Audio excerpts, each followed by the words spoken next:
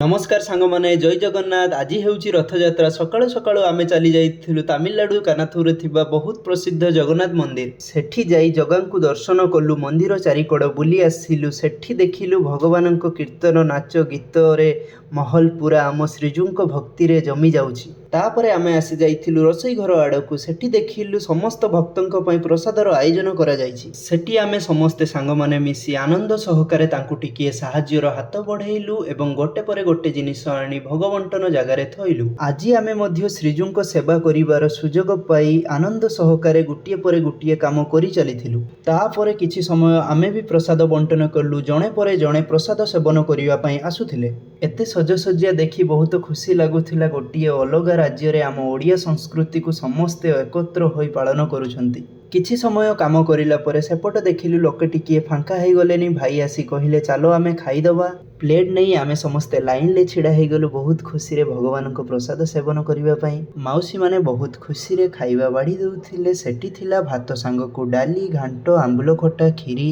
प्रसाद आनी आमे समस्ते बहुत खुशी रे प्रसाद खाइलु। खाइबा सारी आमे समस्ते चली जाइथिलु रथ टଣା देखिबाकू। तापरे प्रभु मंदिररु बाहरी रथ पाखकू आसुथिले। भिड़ मध्य प्रबल हेइथिला। बहुत भक्तंक एकत्र रे जगांक रथ आगे आगे चलिला। शेष रे प्रभु धीरे धीरे रथरे बसी माउसी बाड़ी रे पहुंची गले। तो सांग माने आजिरो ब्लॉग आपण मानकू केमिति लागिला कमेंट रे जणांतु। बाय। जय जगन्नाथ।